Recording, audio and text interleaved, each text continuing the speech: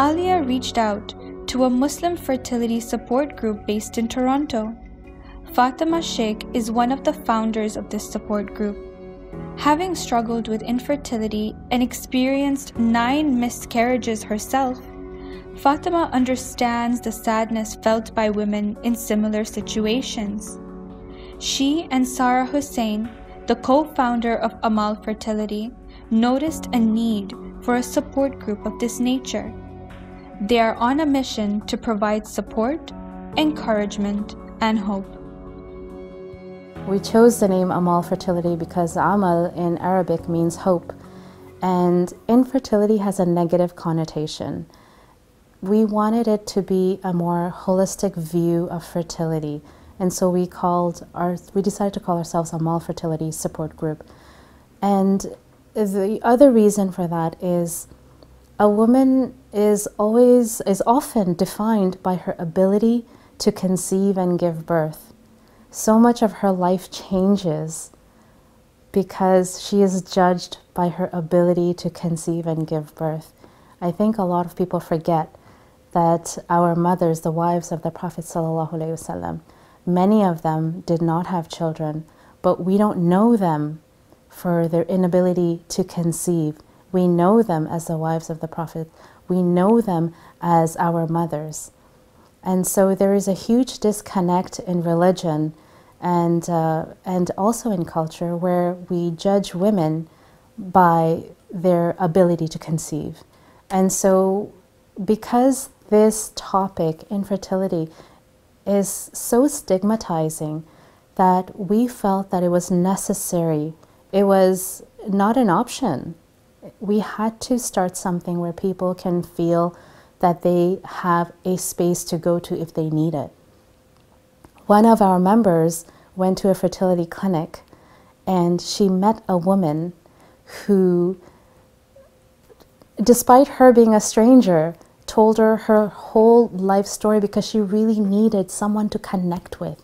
She needed someone to talk to. She needed to feel that someone will understand her and where she's coming from.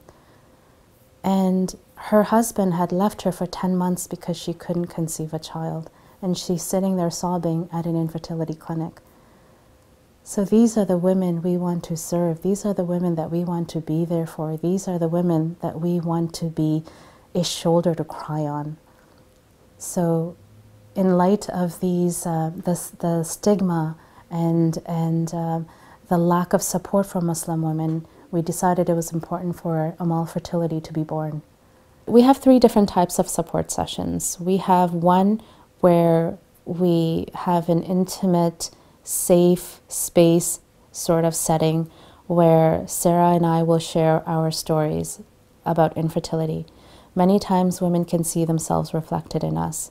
Mine and Sarah's stories are a little different. Sarah went through IVF, and so many women can connect with her on that because they're also going through IVF.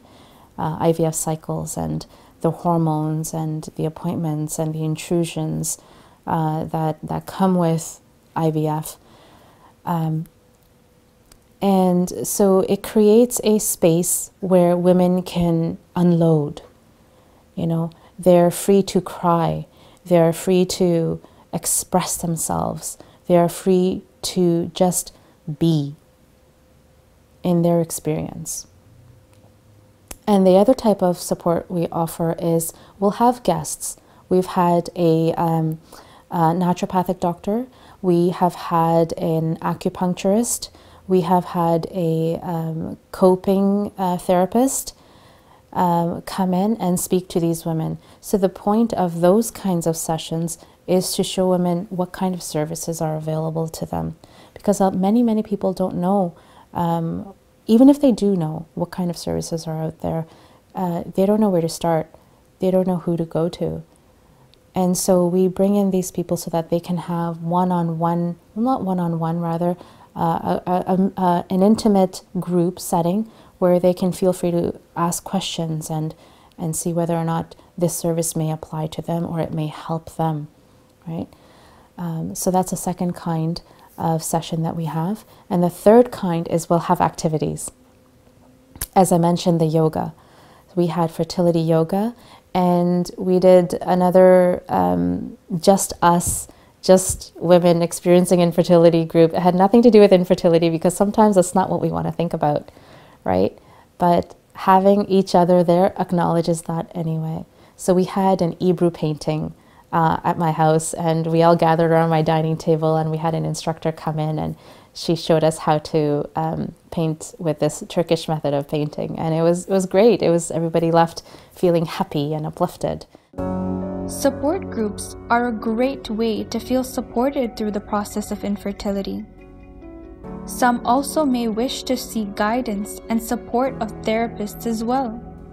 Huma Haider is a rapid transformational therapist based in Toronto. She experienced the difficulty in conceiving and holding her first pregnancy. She hopes to use her practice to equip couples struggling with infertility with the tools to cope and manage the stress. Huma's traumatic experience miscarrying her first child created a scar in her mind. She was referred to a rapid transformational therapist who helped her cope with the loss of her child and resolve her fears. This prompted her to get certified in the practice and help other people overcome their fears.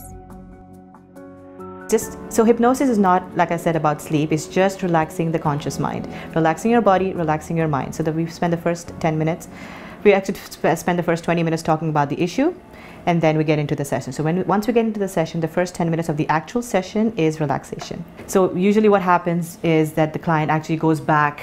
So they go back in this time as to when they picked up this belief about themselves, this negative belief or negative thought about why they cannot have a baby. Okay, so once we do that 3 or 4 times, so we go back to a scene that's happened, a vivid, crucial scene that is all to do with this issue. And this could be any issue, it doesn't have to just be infertility, but any issue that they're facing right now, and say, okay. And some clients don't go back to anything. Okay, they don't have scenes, they don't have images, and we work with that as well. There's a different way of doing things, but most of the clients do go back. So the subconscious mind is, like I said, very, very powerful. It's like a treasure box. So once we open that treasure box, we say, okay, this is what happens. And everything that is to do, the most important scenes are going to come up. That is all to do with their issue. So the client will come up and say, okay, when I was 5 or when I was 4, I saw my mother go through a horrible pregnancy, for example. And seeing that, I picked up the belief that, I don't want to get pregnant ever again. Now, that is a child who's 4 or 5 who's picked up that belief. We'll go to another 2-3 scenes. Okay, what else did you notice about pregnancy and stuff like that? So now consciously she wants a baby, of course, right? But at a subconscious mind, her belief is, I don't want to go through that. So the subconscious mind, the job of the subconscious mind is to protect us, to keep us happy, to keep us safe. So it is doing its job. It's 90% of us. It's doing its job by saying, you know what, if you have that, you might just go through what your mom did. So you know what, it's better to keep back and keep safe and be protected this way. But your conscious mind is here 10% saying, no, but I want to have the baby. But your subconscious mind is like, yeah, but you want to really go through what your mom went through? No, not really. So keep yourself safe. So there's this constant battle of conscious and subconscious mind. So this is where my work comes in, and I talk to the subconscious mind. I say, you know what, buddy, that was her mother's experience. It's not necessary that she's going to go through the same experience either. We do some techniques and some tools to let go of that belief. And we install new beliefs. So like I mentioned earlier, it's like a virus. We found the virus. We're going to reprogram, recode your mind, and let the healing happen naturally. What I've realized in my practice is that 99% of the people who come for whatever issues, whether it's weight loss, whether it's money, whether it's infertility, or whatever it is that they're going through, the bottom line is, I am not good enough. I don't feel good enough, hence I don't deserve the money. I don't feel good enough, I don't deserve a baby. So it's all to do with that. And once we establish that, and I give them that power, I empower the clients that, you know, you are good enough. You can have a baby. Whatever you had, whatever you believed is something you picked up because of other people. It's not your belief. And we change those beliefs, we change those thoughts. And like I said, I give them the audio to listen to, which helps reaffirm that. And because the mind loves repetition and 21 days to change a habit, it starts to sink in, and they start to feel, yes, I am good enough, I can do this. And this helps them in every area of their life, whether, like I said, work, with family, with friends, with anything. They can then, they're like, you know what, I deserve it. I am good enough. And that's the thought that I leave everybody with. You are good enough. What happens when a couple have been trying for a baby for several years, but are still unsuccessful? How many rounds of treatment should a couple go through until they decide that they need to perhaps look at other alternatives to having a family?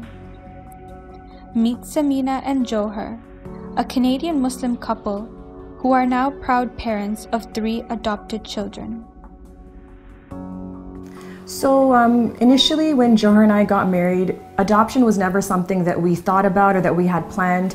We did try and conceive for a couple of years, and after that, when that was unsuccessful, we decided to start our family through adoption. Johar and I, we both come from large families. I have 3 siblings and so does he. So we knew one way or another we wanted to have children. So for us, we got some information about adoption from his sister, and that really just started the whole process for us. We looked into it and we figured it was something that was doable for us and something that we were interested in pursuing. So as Samina mentioned, adoption came to us through my sister, and I was a bit hesitant at first, but as we learned more and more about it, then I opened up to the idea, and alhamdulillah, it was a great idea for us to pursue. Well, just first of all, not knowing about adoption in Islam, we did a lot of research as to whether it's permissible and exactly how it's structured in Islam. And I think there's a lot of misconceptions about adoption and the whole kafala process. But after learning more about it and the significant need for children that are without parents in the Muslim community around the globe, there's a big gap right now. So I think all things put together, it was like the perfect solution for us to start our family. And the other thing is also that Islam actually puts a lot of importance on looking after orphans. And that's something that a lot of people don't realize.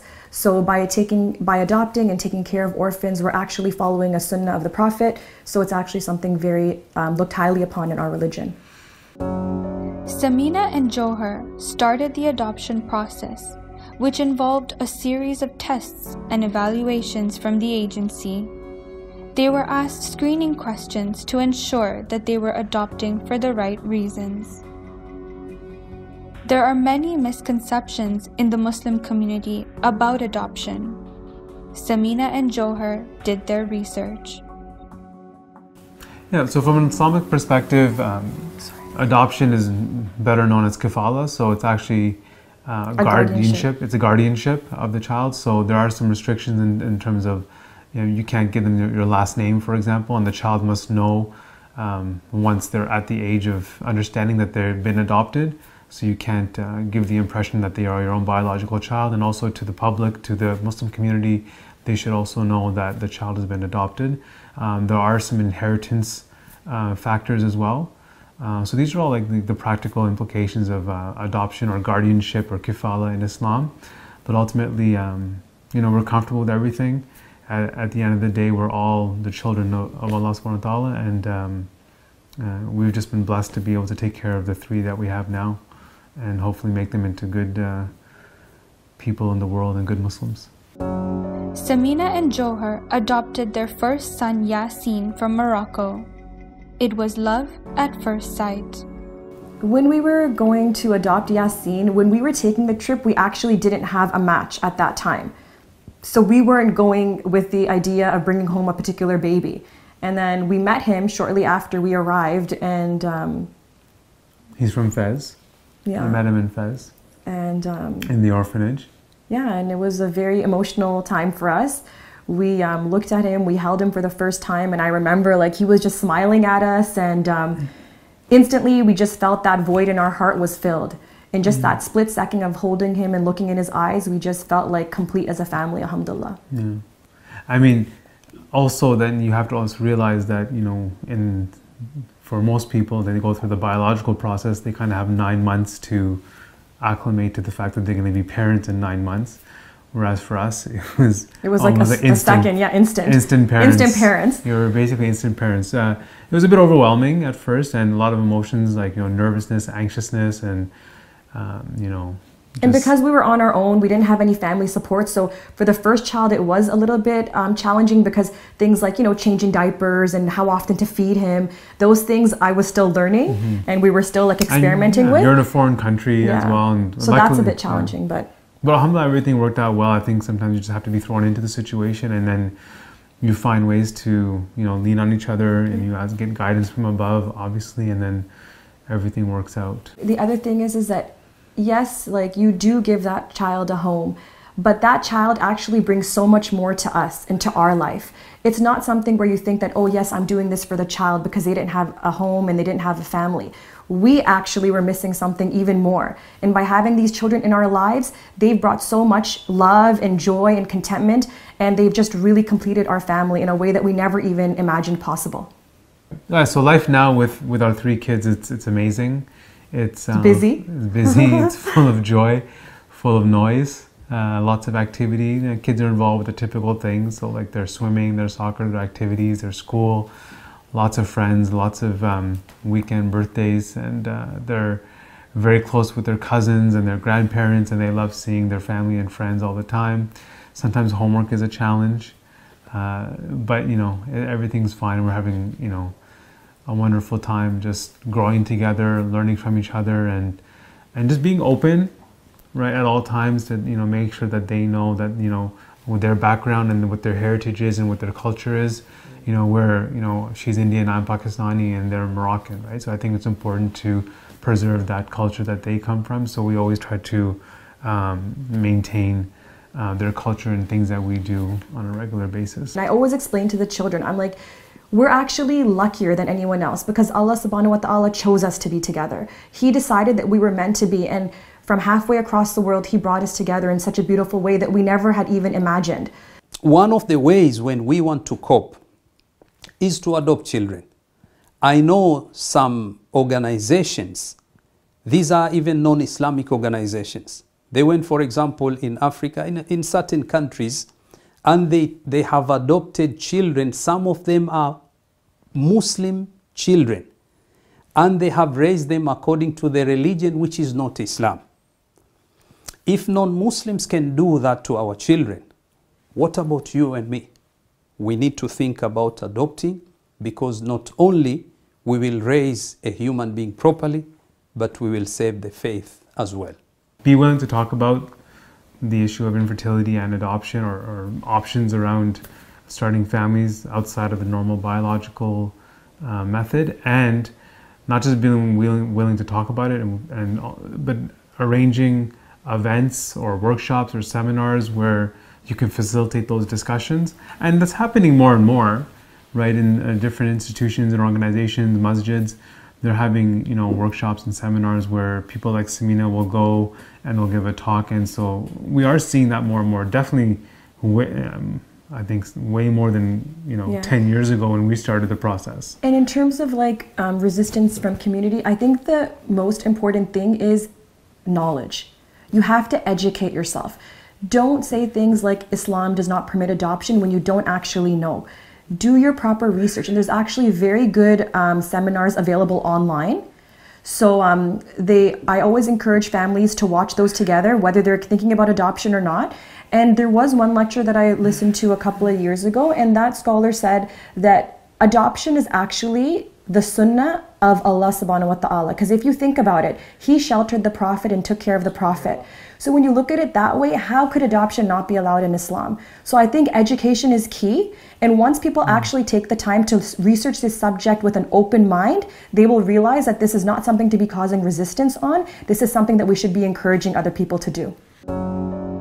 Many couples are often skeptical to turn to fertility treatments in order to try for a family, because they may feel like it is an unnatural way to have a child.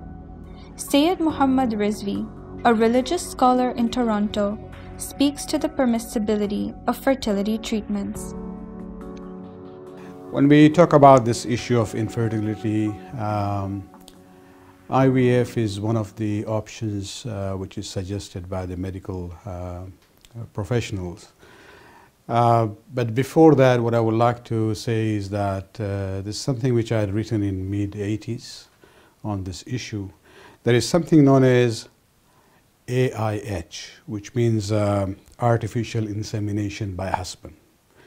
This is where the problem is with the husband. You know, the count of sperms are less, or the speed of moving is less. So they basically manipulate that in the lab to improve it, make it better, and then they insert that, inseminate the woman, the wife, and it is known as artificial insemination by husband. So because it is between husband and wife, there wouldn't be a problem.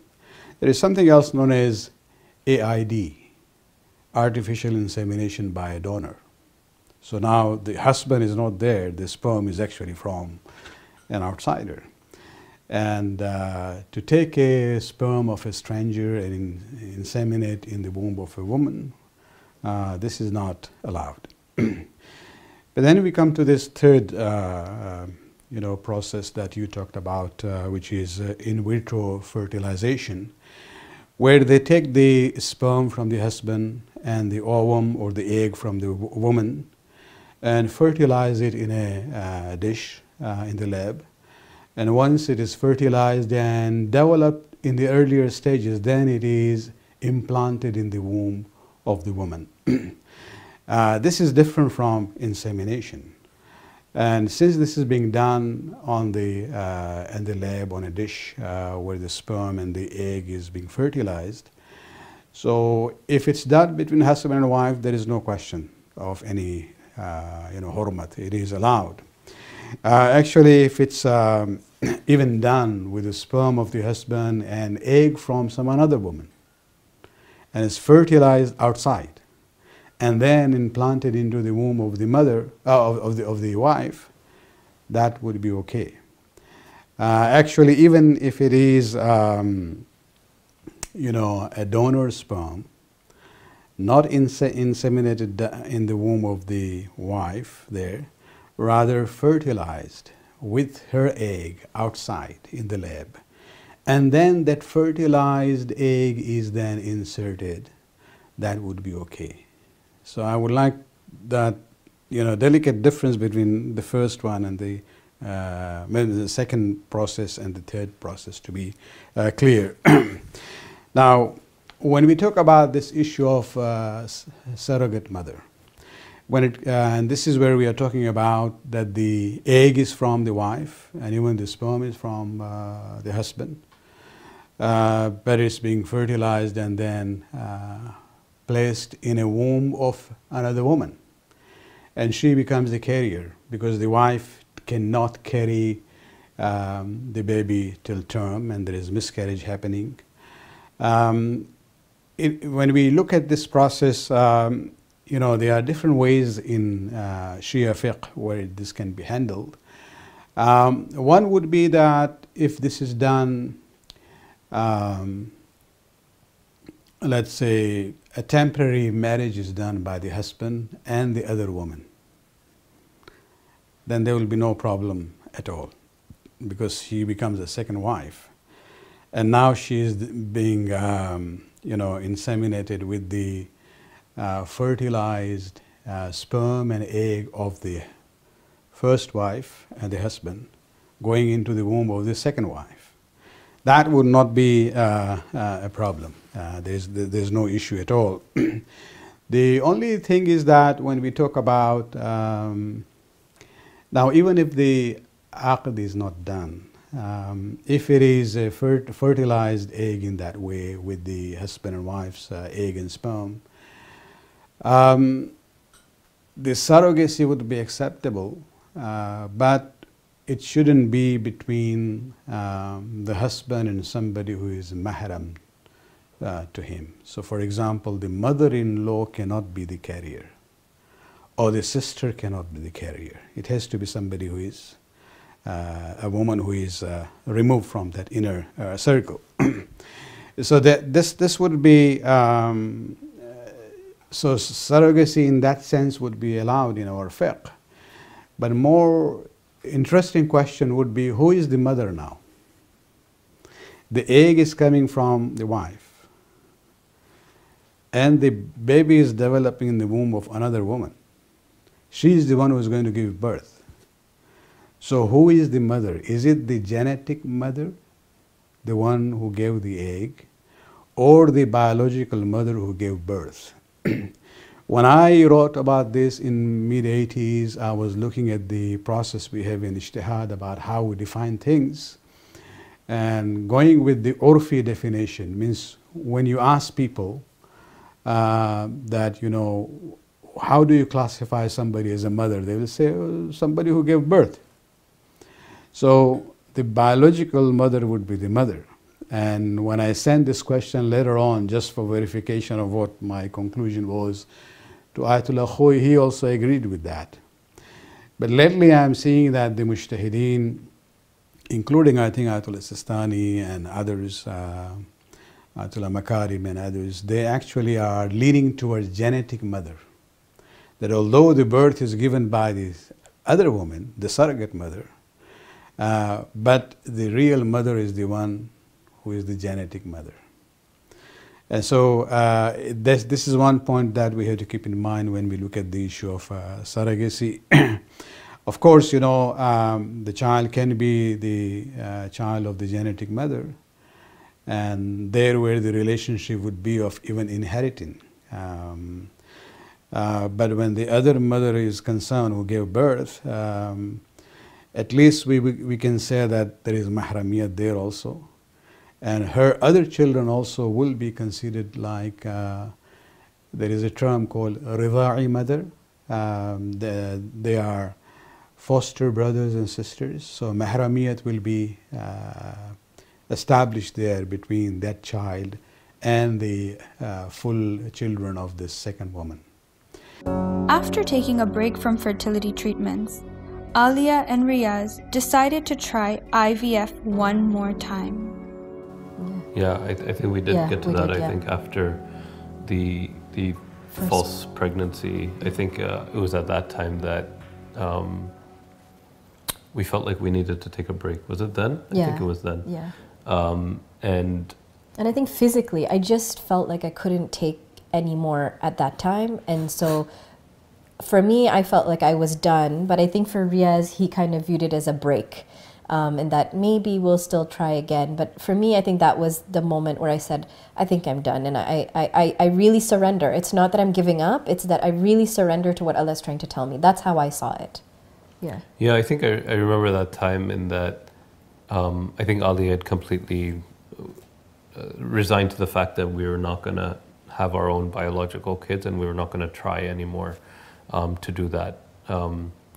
And I understood where she was coming from at the time, and I kind of accepted what she felt and allowed her to kind of feel those emotions.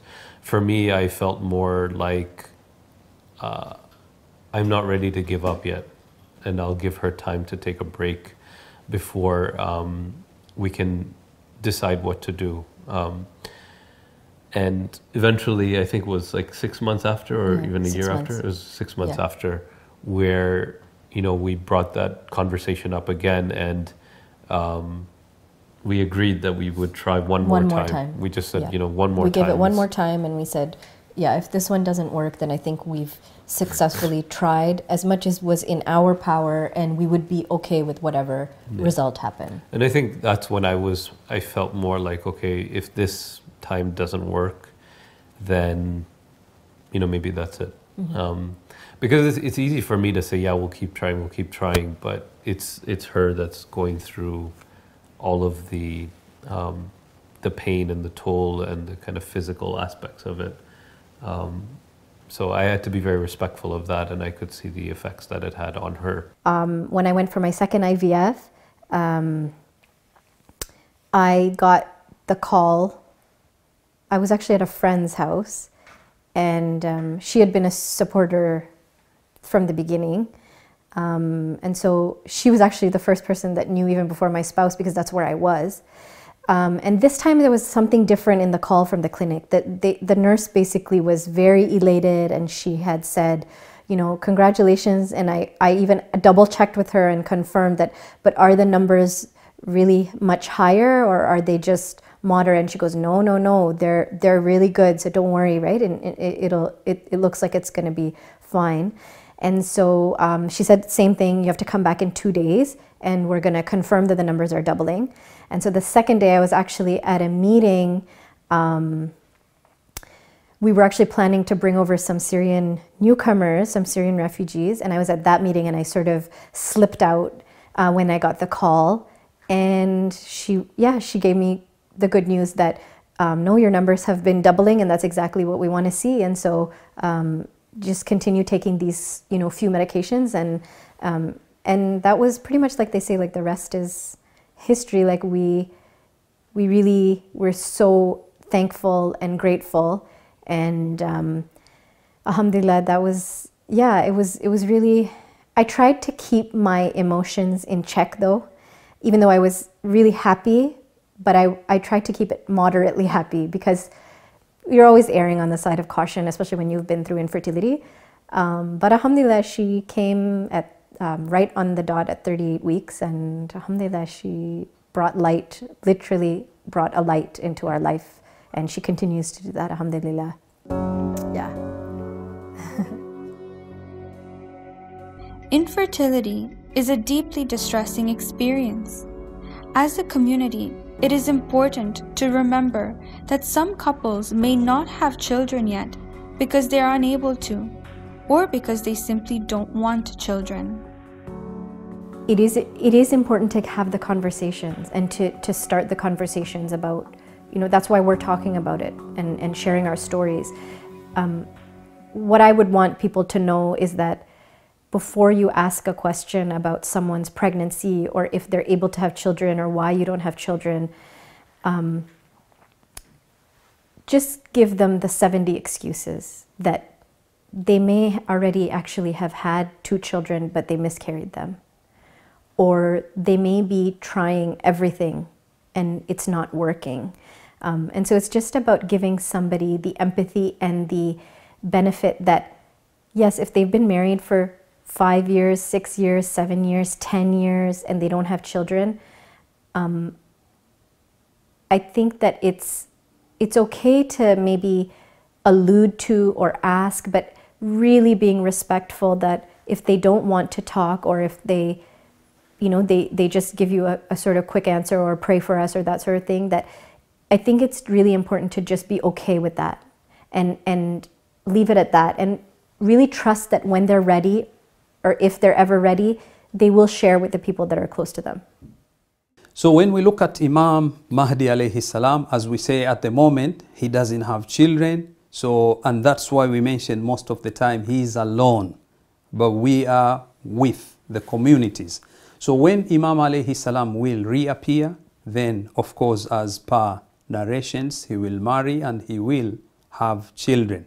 But the point here is to look at the time since he went to Ghaiba up to now, more than 1,000 years. So we are thinking about him, he's alone, he doesn't have children.